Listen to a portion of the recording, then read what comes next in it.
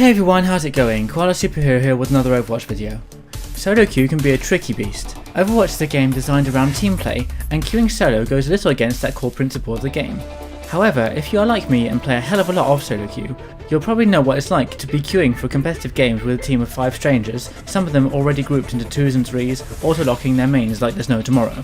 Knowing which hero to play in solo queue can be challenging. You want to win, obviously, so you want to play a hero that will be good for the team, but also one that you'll actually know how to play.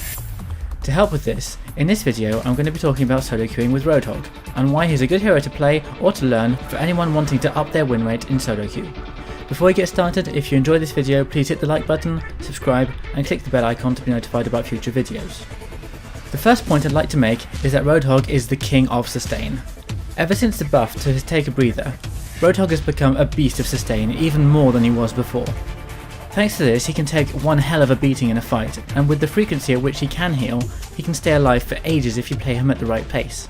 His self-heal can be used in 2 main ways. 1, as it says on the tin, to simply heal yourself, and 2, as a damage mitigator, for example if you use a Take a Breather when you are expecting a high burst of damage.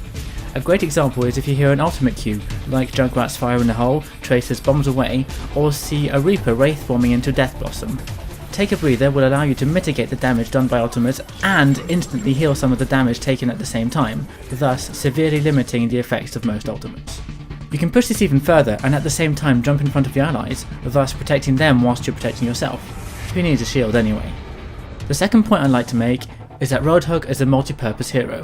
Roadhog is useful in a variety of situations, and while his main role is to tank, he can also deal some decent DPS, especially with his ever so punishing hook combo, which even though less powerful than before, still allows you to insta-kill a lot of different heroes. Add to this the possible environmental kills you can achieve with your hook, you have a good solid DPS potential. His ability to self-heal makes him more independent than other tanks, and will allow supports to focus on other targets when they need to. The only thing he doesn't have is much range, but then again, only Orisa can boast having a relatively long range as a tank. The third point is that his ultimate is helpful to the whole team and it's not that situational. Roadhog's ultimate goes well with the rest of his kit and can be used in several different ways, making it adaptable to many situations. It can be pure DPS if you want it to be, in a closed space for instance where your enemies will have few places to hide. It can be used as crowd control too, to push enemies where you want them to be, potentially off the map if you can. It can also be used to protect your team, if an enemy soldier is using his ultimate, a Winston in his primal rage, or if an enemy is nano boosted for example, you can plow through them and largely mitigate their actions.